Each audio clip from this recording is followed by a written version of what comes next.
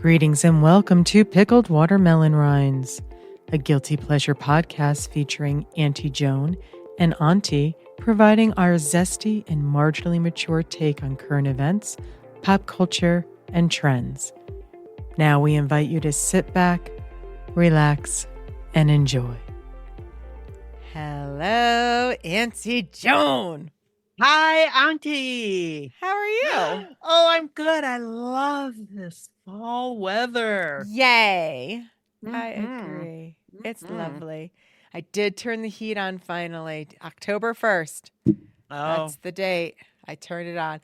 It goes off for most of the day because it does warm up during the day, but it's nice to not freeze to death at night like I've been doing to myself through most of September.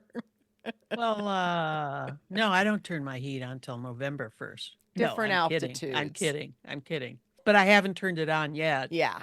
I think next week it gets a little cooler. Oh, good. I think so. At least up here, mid 60s is the forecast. Yes. Well, Oh, it got up by 90 here yesterday. I know.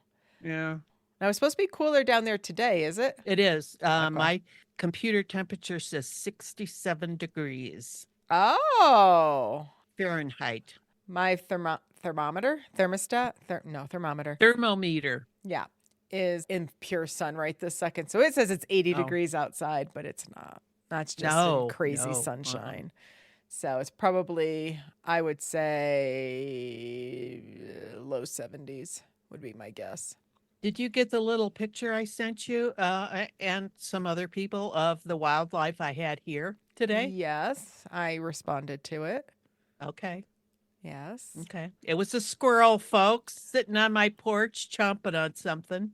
There you go. That is quite the wildlife sighting, Auntie Joan. I take what I can get. I tell you what.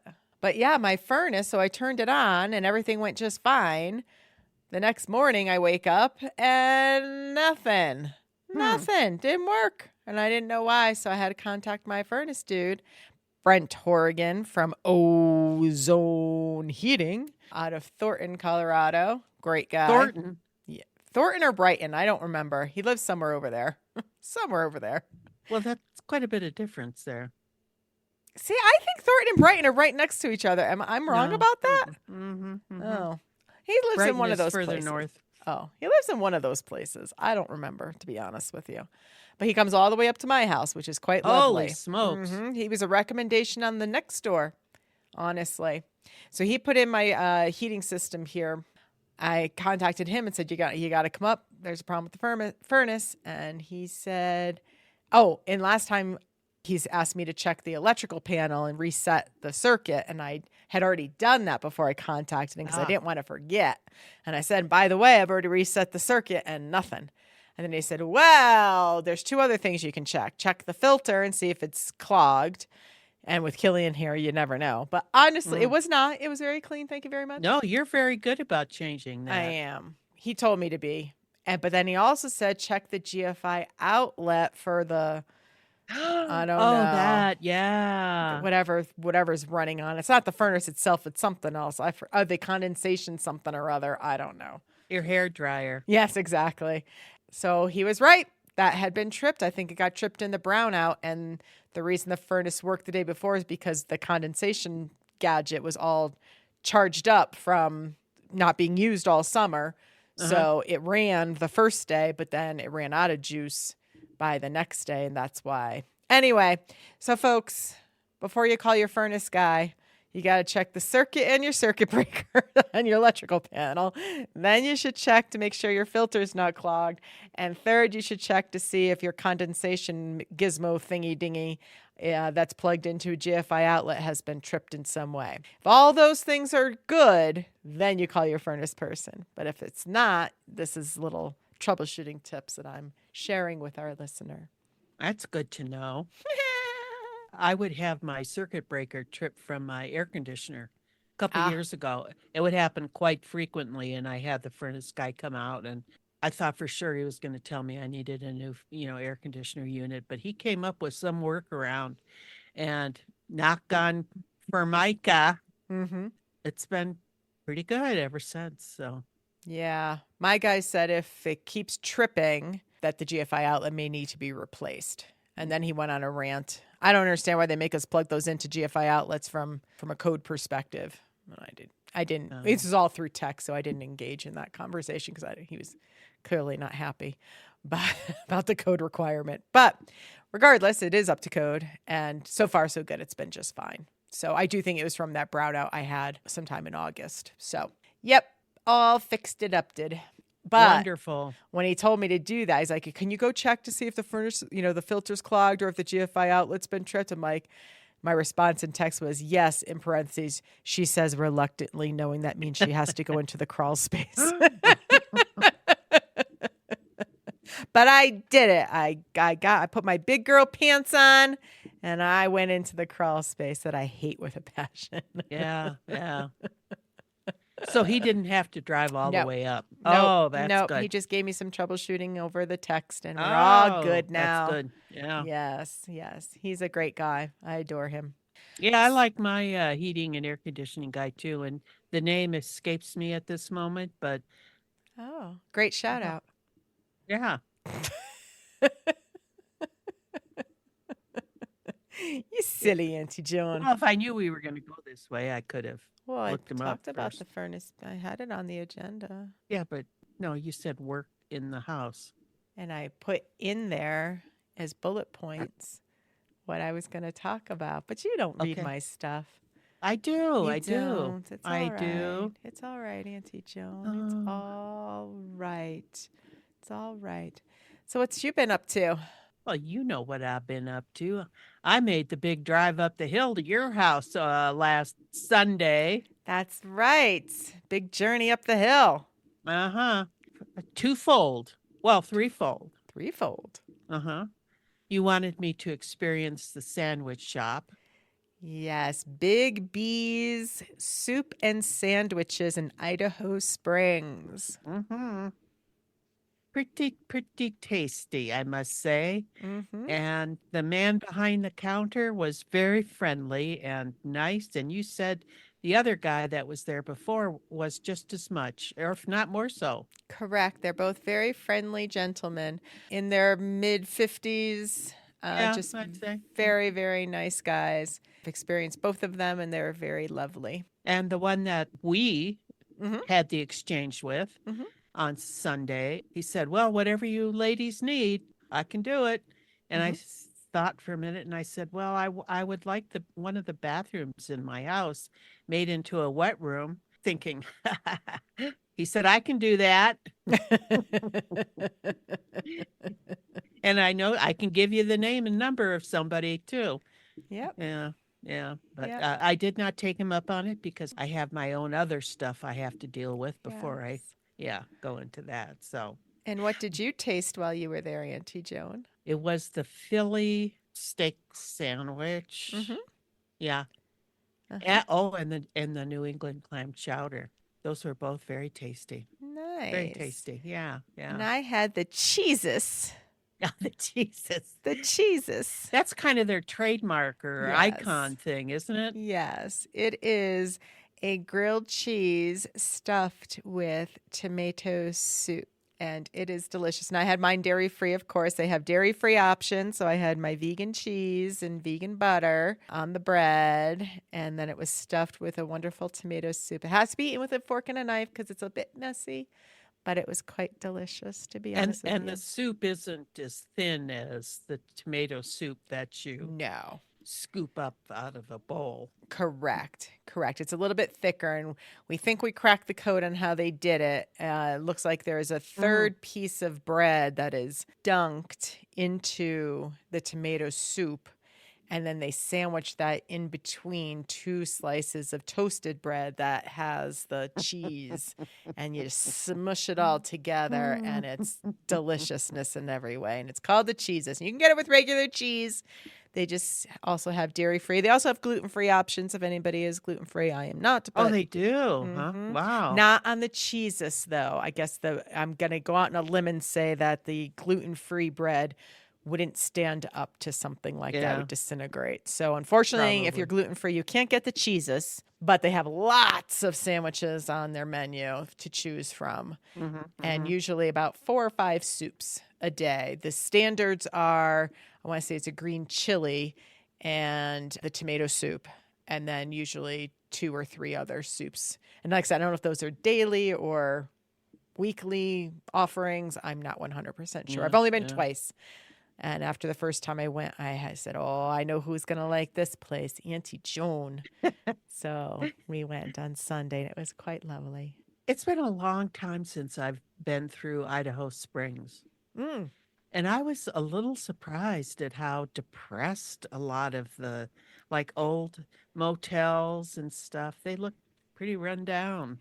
yes. Now we were only on one side of Yeah, their yeah. minor street, which is their main drag. The Mm-hmm. other side seems to be a little bit more maintained with the shops and all that, more Mm-hmm. restaurants and stuff. Where we were, the restaurants were more sporadic because there's also the Eric's Asian that I'd like to try at some Oh point. yeah, yeah. That got pretty decent reviews online. I do my grocery shopping over there, listener, and so Mm-hmm. I'm over Mm-hmm. that way about once a month. And I also get my prescription filled there, and I do grocery shopping kind of thing. So, oh look, Auntie Joan, little Mr. Oscar's behind you. Nice, sweet little That's boy. a little boy. How cutie patootie. How cutie Mm-hmm. patootie. Mm-hmm. Yeah. Okay, so we did the sandwich shop, Yep. and then we did on the way back and on the Yes. way to, we Yes. did our leaf peeping. That's right. We did a little leaf peeping up here in the hills. The traffic was ridiculous. People pulling over off the side of the road to take pictures and all that other stuff. Hmm. When I first moved out here and drove out here and saw the sign Colorful Colorado, I laughed because I come from the Midwest and I've been on the East Coast and I've seen beautiful autumns with the reds and golds and, Orange. or oranges and such. So here it's yellow and green. However, when you go up to the foothills, the mountains, whatever, at this time of year, the yellows, and now there's some reds interspersed Hmm. periodically, but the yellows, I would say, are like nature's and the earth's sunbeams. Mm. They are so vibrant. When Yes, the sun shines off them, it's like sunshine it is. here on earth. It's just, they're beautiful. They're beautiful. Yes, agreed. Agreed. We get a little bit of orange, but that's usually as the leaves are dying off from the yellow. They turn, and they never turn typically a bright orange, although those red ones look like they might, the ones that turn red might get a little orangey here and there. The yellows, as when they turn the oranger, more like a marigold color, I guess. So a cross between, a yellow orange. They're getting ready to die off. So they don't get bright orange.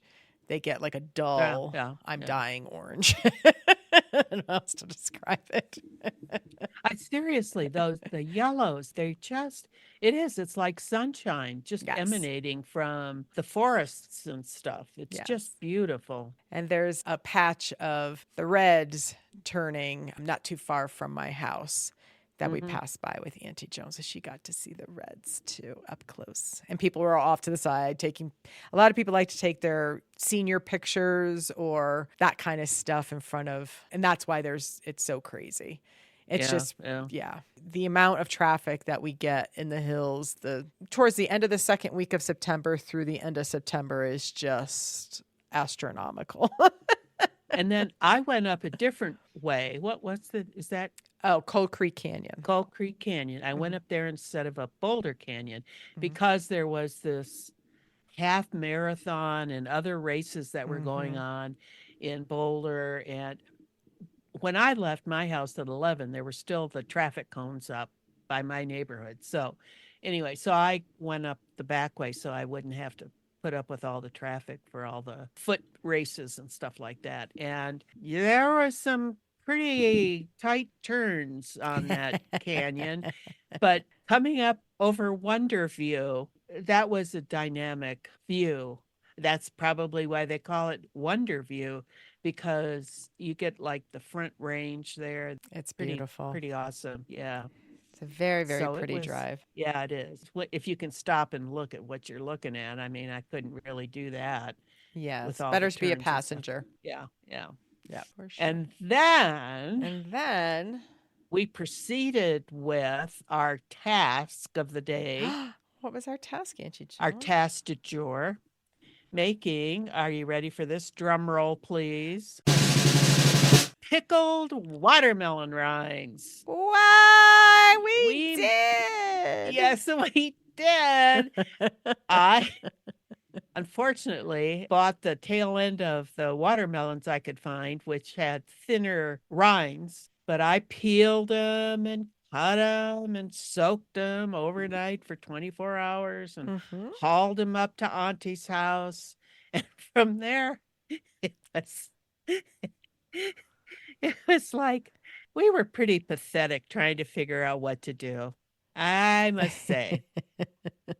Neither one of us is good at reading directions and retaining them because we both kept reading the same thing over and over again. We both kept walking away with two different opinions as to what we needed to do. And then, it was very silly. Like we're reading comprehension is not our strong suit. It says boil till translucent. No, that's not what it said. It said boil till it's softened. Right. Then you put it in this thing and then you do it Yes. until it's translucent. Holy smokes. Isis just Yeah. rounded the corner into Auntie Joan's office. Oh, Adorables. Well, both Yeah. kitty cats, they're there now. Yes, we kept doing silly things like that the whole time. It was very funny. But the syrup that was made was quite tasty. Even though it was very vinegar based, you would think it would be it's quite tasty. well, the 7 cups of sugar probably That did helped. help. That did help. Yes, indeed. 7 cups of sugar, I think 2 cups of apple cider vinegar, Yeah. and then cloves and cinnamon, right? That was everything, right? Did we put some salt in there? I don't think we did. I don't think we did either. Mm-mm.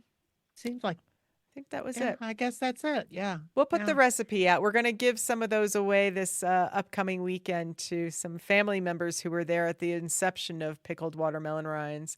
We'll let you know how people like them, but we'll post up the recipe and stuff, assuming they like them.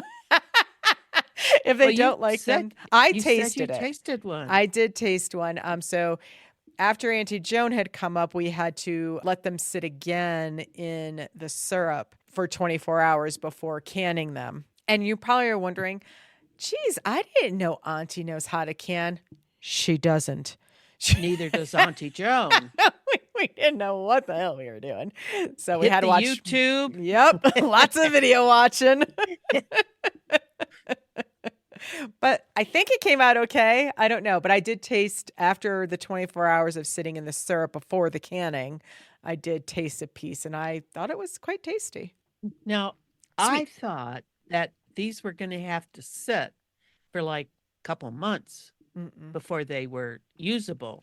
Mm-hmm. But that's not the case, is it? No. Nope. So we're going to gift those out and see how. And of course, Auntie Joan and I both have our own jars. So that was a lot of fun pulling that together. We got to chit chat along the way, of course, and catch up on stuff. And it was fun to do that. It was a lot more work than I had anticipated it being. Yeah.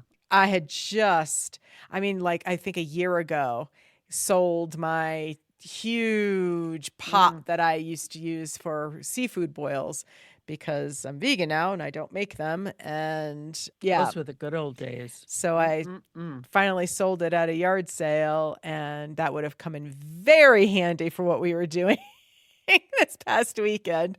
So the pot I did have that was good for canning, because neither of us realized that for canning you actually have to have the water above the mason jar height, like 2 inches above the mason jar height. That's not how I thought canning went, but apparently that is how it works. So I had to use a tall stock pot, and the one I had could only fit 4 jars at a time. So I ended up having to do 2 batches of the canning. Not a big deal because honestly, the canning part is the shortest part of the process, to be fair. Once you get over your fear of shit, I hope this doesn't blow up on me. Yeah. And you just do it, just like, screw it. I'm just doing it. What's the worst thing that can happen? I get syrup everywhere. Okay, that's fine. How did you get them out of the pot? I used because they have a gadget for that, but of course we don't have that because we're not canning people. I used tongs and that had the rubber side, the rubber claws on it, and I just squeezed it really hard with both hands and pulled it out. And I made it sure I didn't have to travel very far with it to get it to safety. I did not drop a single one, so that was good. Well, next year, yes, we'll have all we need. We'll get our gear.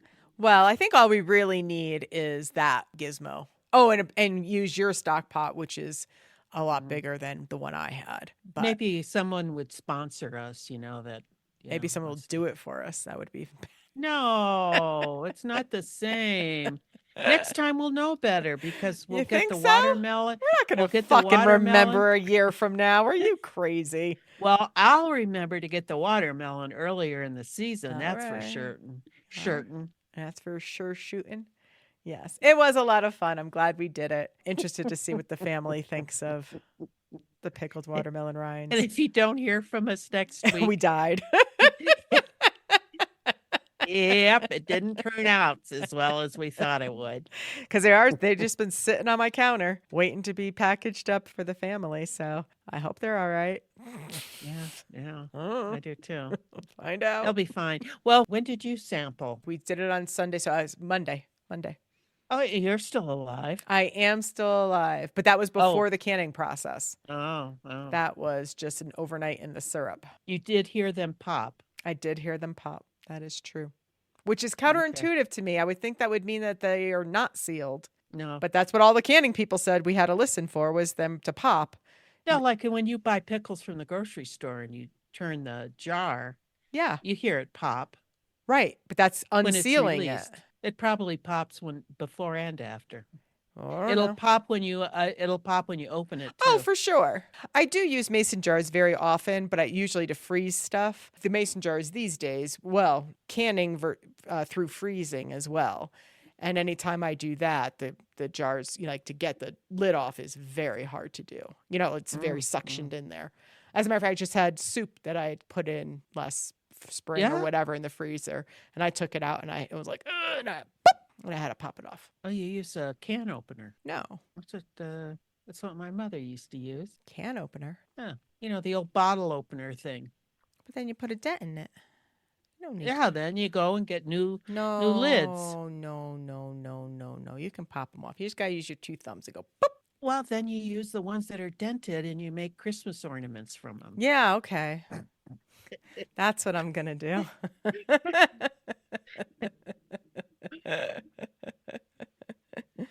It was a good time. It was a nice day. It was a lovely day. Very lovely day to take a ride. So that was nice. That was nice. And Killian helped because he's a helper. He is such a helper. He didn't do shit. He's such a good boy. He is a good boy. That's very true. Well, he was there to clean up if we dropped anything. But we didn't drop anything, so he was sad. Yeah. But he just wanted us to know he's on duty. Now it's time for Antie Joan's Fun Facts!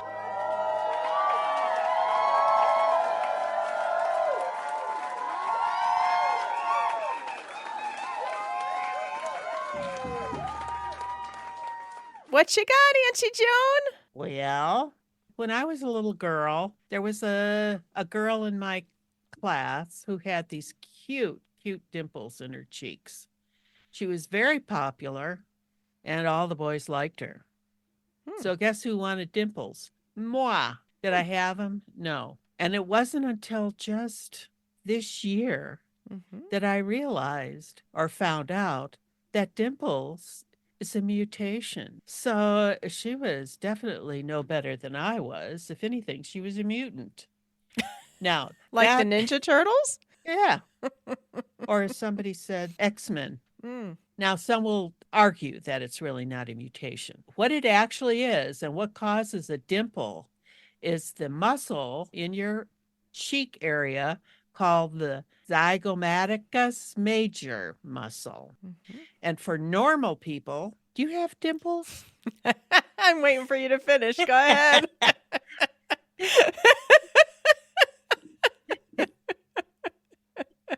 I never noticed.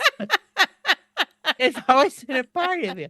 Anyway, so this zygomaticus major muscle, regular people, is a solid muscle that goes Mhm. from one point of your skull to the right above the lip area. So when you smile, it pulls it back. That's what causes the cheek to go up when you smile. Mhm. Now, if you have dimples, Mhm. it's because this zygomaticus major muscle is split.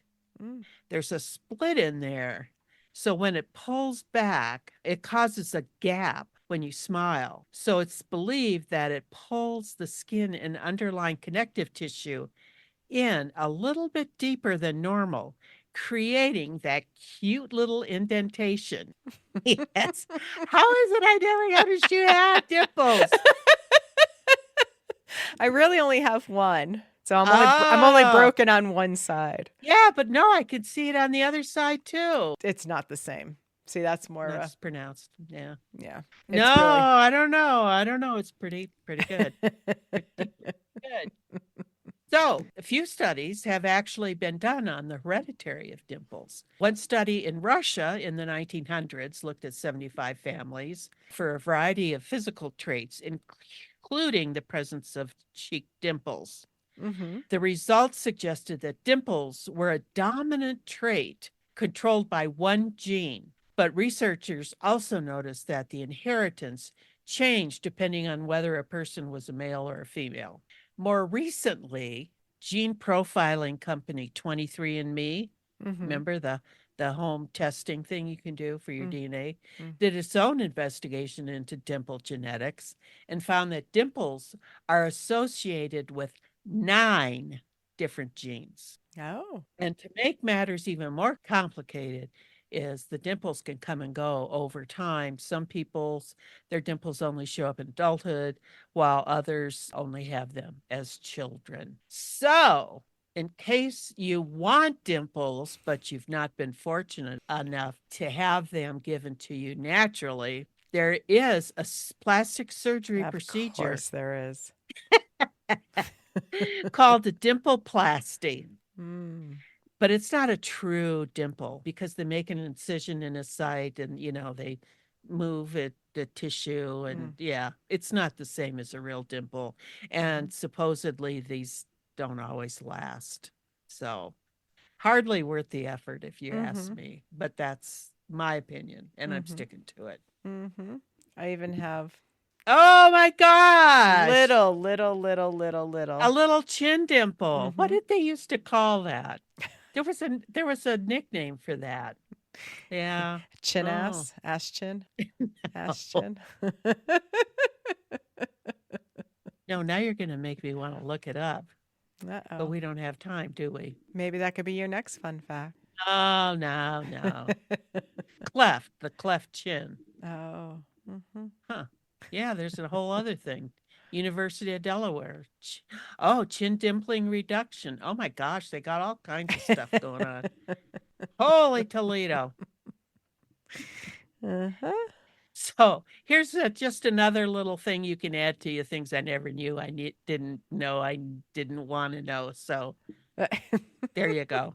And what kind of brought this up was my cousin, Mike, and I went to lunch, and our waitress or our server had these cutest dimples. And I just had to comment. I told her, I said, you've really got cute dimples. I'll tell you, getting older, you don't care anymore because you just figure nobody's going to be worried that I'm trying to come on to them. And so she said that her boyfriend had told her about the muscle and stuff like that. And I said, "Oh, is he in the medical field?"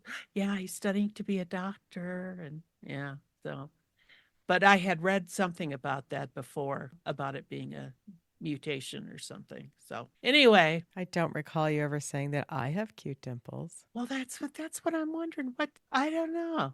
Hmm. Hers were She doesn't really think they're deep. cute. That's what the problem is. Well, they are cute, No, and too so late. are you, Too late. Auntie. Too late. No, no. Well, thank you for your fun fact, Auntie Joan. That was Mhm. quite fun. Well, those of us that are born sans dimple, Mm, we can at least feel a little better that it's no big deal. I mean, to have dimples or not, it's just a matter of a split in your muscle. there you go. Hmm. Hmm. Welcome back. Welcome back. Now we're on to the part of our program where we discuss what we are watching. And Auntie Joan's got a throwback for us all today. What you got, Auntie Joan?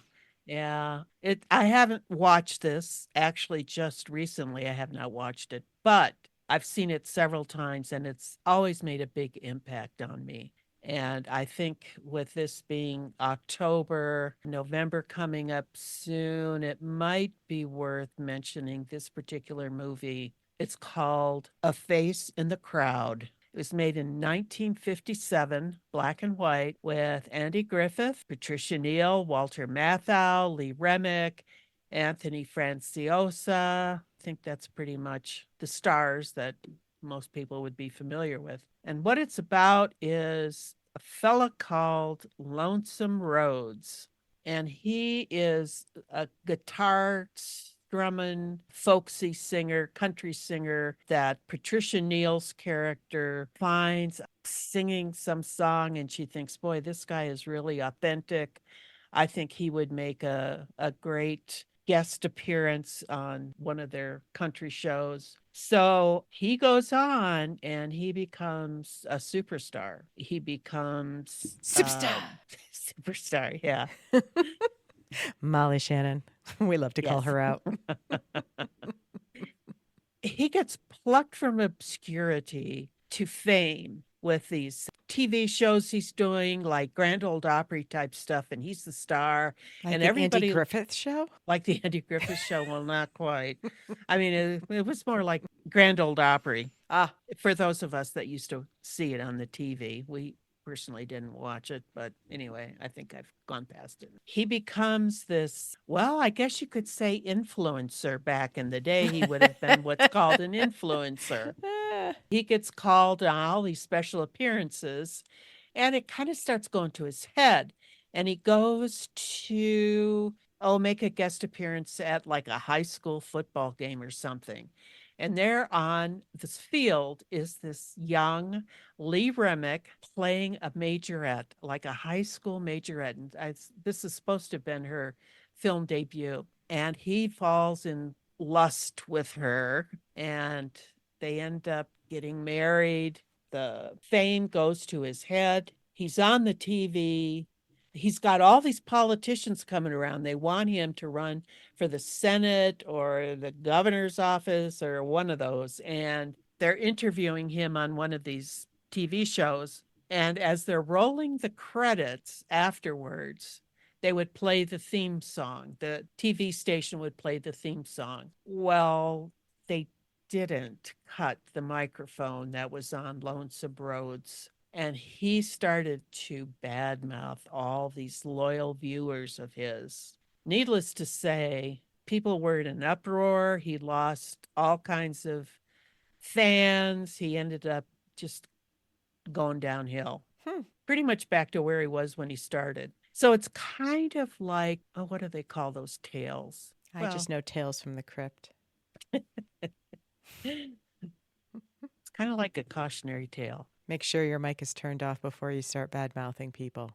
Is that it? Yeah, that's one thing. And to all our politicians out there, you might want to just take a gander at this movie before you continue on your tours or whatever you want to call them. So I just thought that it was a timely movie and worth mentioning at this time of year, right before a big election. So you never know what you're going to get. What somebody appears like on the screen isn't necessarily what you get in real life. But I think that's true of everything. Yeah. I don't necessarily let everybody see me, especially when I first meet somebody or anything like that. Oh, isn't that the truth? So I think we all kind of do that. You're To so some degree. friendly and cheerful when you meet people. So are you.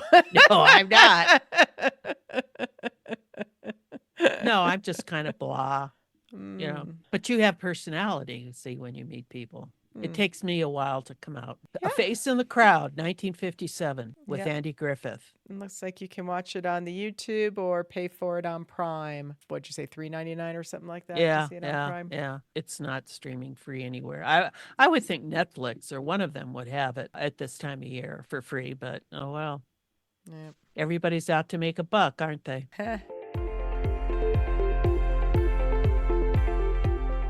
Welcome back. Welcome back. Now we're on to the part of our program where we discuss commercials we have to talk about. And today we're going to talk about the Etsy Upside Down Rollercoaster. It's very silly. It's a group of people that get stuck on a roller coaster, on a loop roller coaster upside down, and they're talking about, oh my God, well, how are we going to get a gift for our friend if we're stuck here? And they're, oh, well, you can do the Etsy, blah, blah, blah. And Etsy will send the person a little notification, blah, blah, blah. And you're like, okay, this is an interesting commercial. And my favorite part of the whole commercial, you would think it'd be the chatter of the stupid young people talking about how they're going to get a gift for their friend, who, by the way, is two seats back from where they are right that second. No. At the very end of the commercial, a bird comes in and slams into the head of one of the girls. That made me laugh out loud, and I liked it. See, I would think that would be your least favorite. No, I loved it. I thought that was hysterical. I love when silly things happen that make have no tie-in to what they're discussing, and it just happens out of nowhere. It just catches you completely off guard. I love that. I always go back to, and I think I talked about it before, in While You Were Sleeping with Sandra Bullock, an old Christmassy kind of movie. There's just a random scene. It has nothing to do with the movie whatsoever. End of scene, they cut to a new scene, and it's this kid riding his bicycle down the sidewalk, and he's throwing newspapers onto people's porches. And he winds up to throw one. He winds up so hard that he spins the bike around, and he crashes on the ground. And that's all we see of this kid ever. That was it. That was his entire. They don't say who he is. He has no relevance to the storyline in any way. It's just a random shot, and it makes me laugh out loud every time I see it. And yes, I watch that movie every single Christmas. It is in the rotation. So it makes me happy. So this reminded me of that, the stupid bird out of nowhere just slamming into the girl's head. I thought that was funny. Pretty good. That was pretty good. I found myself focusing on, where are those wires that they're using to keep their hair up? You didn't think they were really upside down? No. And it was really a pretty bad job, too, with the hair. You could definitely tell it was, yes, being strung up with something. Yes, indeed. Yeah. Now, I will say I do like Etsy. I know you like the Etsy. Like Etsy. Yeah. I don't think I've ever purchased anything on Etsy. I've looked at things on Etsy, but I don't think I've ever purchased anything. You do have to be careful now, because some of those Temu type places are rearing their heads there, and they can trick you into thinking you're buying something from somebody individual. Yes. Yeah. Yes. Somebody I know has purchased from, I thought it was Temu, but okay, we'll go Temu. Well, yeah, probably. Whatever it is. And said the quality of the goods was so subpar. It was just atrocious. Oh. So, and they saved me because I had seen something on there. It's like, oh, maybe I would get that. And didn't. And then I don't even remember how it came up. in just a casual conversation. I was like, ooh, well, I'm really glad you said that because I've seen quite a few things that I'd be like, oh, that's kind of nice. Yeah. Now, I don't think I ordered this through Temu, or through Etsy. I'm not sure. I think it came up on my Facebook. That's another place they're grabbing people on Facebook. And they had these cute, cute sweatshirts. And I thought, oh, I have to get that. So I ordered it. It came back. First of all, it was way smaller than they said it would be. Second of all, the transfer that they used to put the image onto the sweatshirt, which was very thin, was this, those old fashioned, like rubbery type transfers. Yeah. Yeah. Well, like the Halloween stuff that I got last was it last year or the year before? I don't even remember now. Was it last year?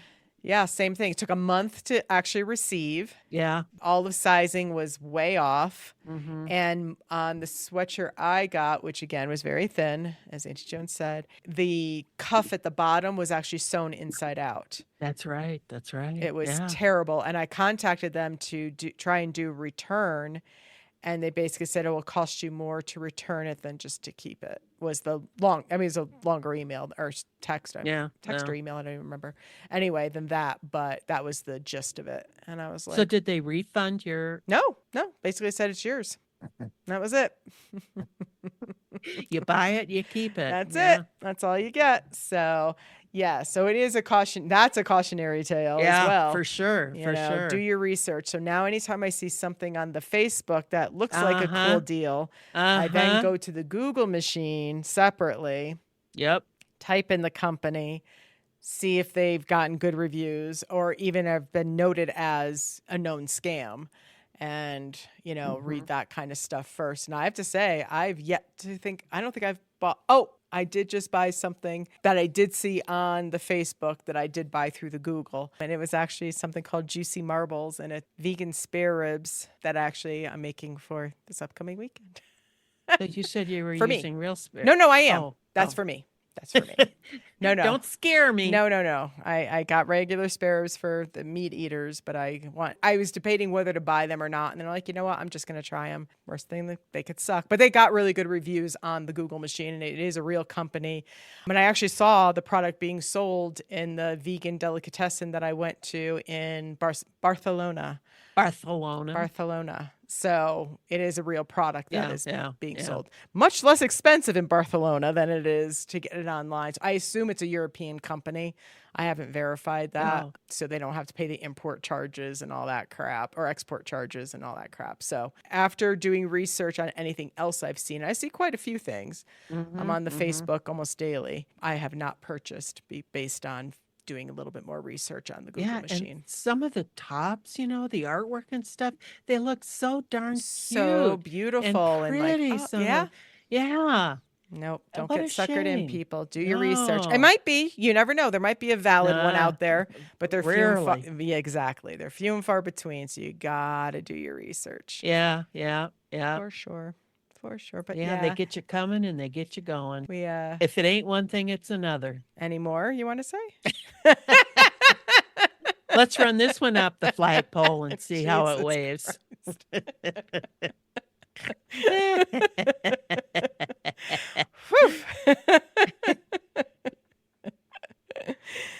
Yeah, so Etsy Upside Down Rollercoaster. We'll have the link on the episode for folks to take a gander. I appreciated this commercial. It made me laugh out loud. All right, Auntie Joan, anything else you have for our listener today? No, I think I've pretty much talked myself out. All right. You got all your cliches out and you got all your... Well, we'll take it one day at a time. So no.